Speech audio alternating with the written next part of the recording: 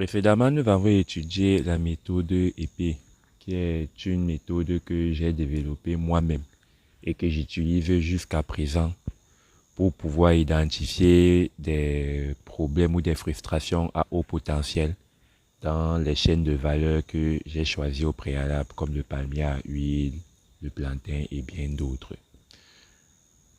Ensuite, cette méthode me permet de concevoir les solutions en fonction des ressources qui sont à ma disposition et de déployer ces solutions pour pouvoir apporter de la valeur aux autres acteurs de la chaîne de valeur et me faire aussi de l'argent à côté. Nous avons vu que la méthode EP est une méthode qui a 3 étapes. La première étape consiste à étudier son marché. Il est important de connaître le secteur dans lequel on se lance. Quelles sont les pratiques qui se font dans ce secteur-là ou quelles sont les pratiques associées aux produits en question, les méthodes de production, les périodes de forte demande, les potentiels consommateurs et les différents collaborateurs de cette chaîne de valeur-là. Ensuite, il est question d'identifier les problèmes ou les incohérences, puisqu'on l'a dit, divers problèmes peuvent survenir. Les problèmes ne sont pas forcément associés au niveau de la production.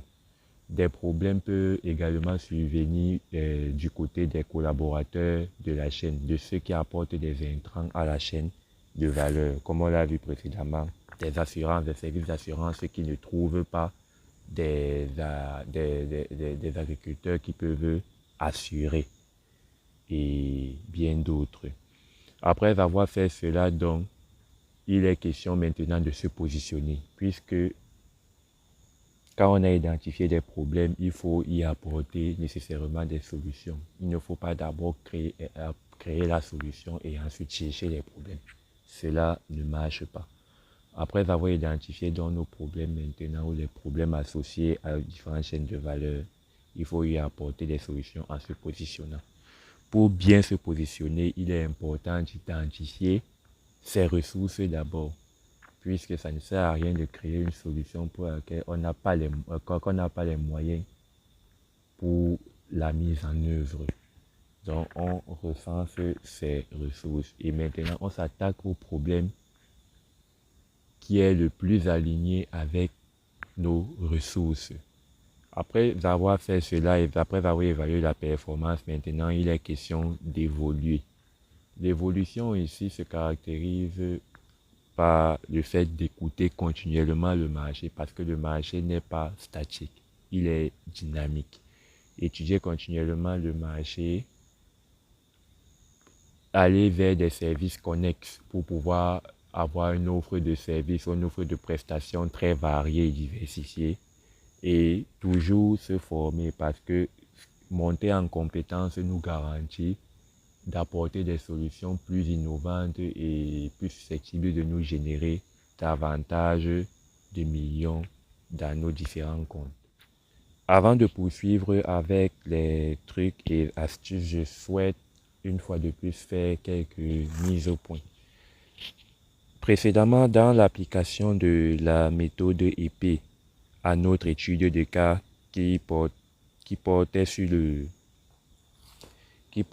sur la résolution de la frustration de l'accès aux terres. Ma solution était très simple, rédiger des messages et faire des publications en masse sur les réseaux sociaux afin d'informer et de redonner espoir aux potentiels agriculteurs qu'il existait encore des terres qui étaient dépourvus de litiges, des terrains qui étaient également et qui sont adaptés à leur projet. C'est-à-dire donc que vous n'avez pas besoin de développer des méthodes très complexes parce que par exemple une autre personne pour résoudre ce même problème pouvait plutôt chercher à créer une agence ou une entreprise immobilière, acheter des terres puis les revendre. Moi, dans ce cas, vous voyez que je n'ai pas eu besoin d'acheter quoi que ce soit. Je n'ai pas eu besoin de mobiliser un capital pour acheter des terres et faire de l'achat-revente. Non. J'ai juste eu besoin d'avoir des contacts de potentiels vendeurs avoir quelques connaissances puis l'utilisation des réseaux sociaux pour faire des publications, des diffusions de masse, savoir vendre, c'est tout.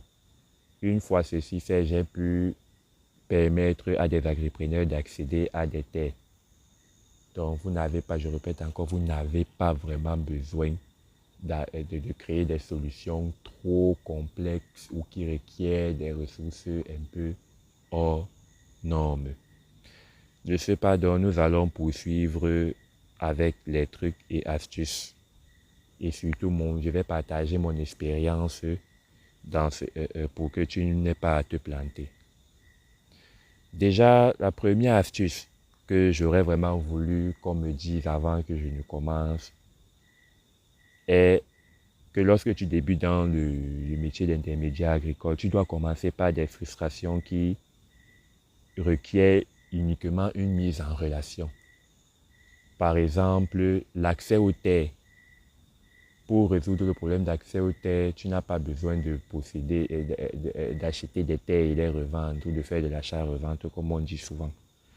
Ici, tu identifies juste les vendeurs et tu identifies les potentiels acheteurs, tu les mets en relation et tu fixes juste ta marge. C'est ce que tu as à faire. Comme autre service qui requiert qu'une mise en relation, il y a aussi l'accès aux semences et l'accès au marché. Donc l'idée est que tu identifies uniquement ceux qui ont besoin du service. Donc autrement dit, tu identifies qui est le vendeur, tu identifies l'acheteur et tu les mets en relation. Pour un début, je te recommande vraiment de te limiter à ça. Parce qu'il y a d'autres solutions qui requièrent d'autres ressources un peu plus exigeantes. Par exemple, pour les méthodes de transformation, pour mettre une usine de transformation d'huile de palme, de noix en huile de palme, il faut par exemple avoir d'énormes fonds, importer des machines et tout ça. On voit que ce n'est pas à la portée du bienvenu. Ensuite, j'aurais vraiment voulu qu'on me dise de travailler en réseau. Parce que pour bien percer dans ce travail, il faut avoir la bonne information. Et généralement, les bonnes informations s'obtiennent lorsqu'on travaille en réseau. Parce que les bonnes informations ne sont pas toujours disponibles sur Internet ou les réseaux sociaux.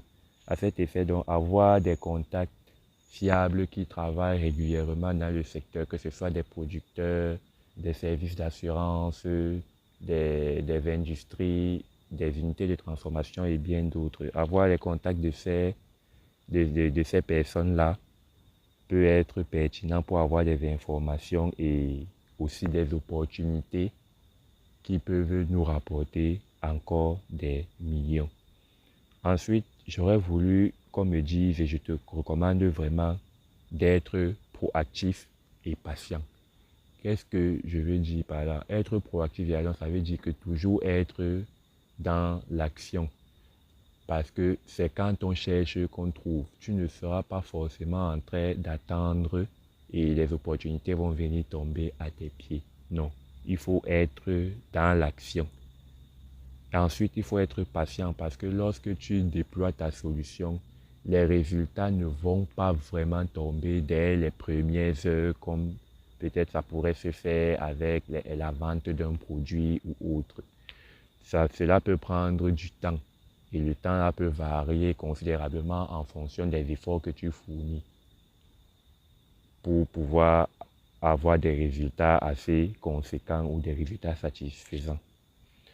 Ensuite, je te recommande vraiment d'être honnête parce que l'honnêteté vraiment dans les affaires, dans cette affaire est primordiale. En affaires, si on ne peut pas se fier à toi ou si tu n'inspires pas confiance, tu n'auras jamais d'opportunité d'affaires.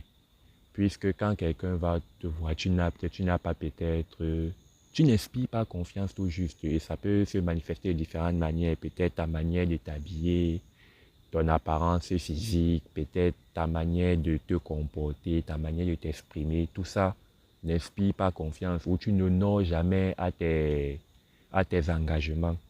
Si tout ça ne permet pas d'inspirer confiance à tes collaborateurs, tu ne pourras pas t'en sortir. Et être intègre ici veut dire que peu importe les situations, tu restes fidèle à tes valeurs. Parce qu'en affaires aussi, on ne te le dit pas souvent, en affaires, il faut vraiment avoir des valeurs et des valeurs plus ou moins humaines. Il ne faut pas avoir l'esprit d'escroquerie ou un esprit d'égoïsme que c'est tout pour toi et rien pour les autres. Il faut vraiment avoir des valeurs de vivre ensemble, des valeurs qui favorisent le fait d'apporter de la valeur aux autres en fait. Donc de donner tout le temps, donner et tu recevras. Notamment dans ce cas, c'est de l'argent que tu recherches. Si tu restes honnête et intègre, tu recevras de l'argent en quantité, en énorme quantité.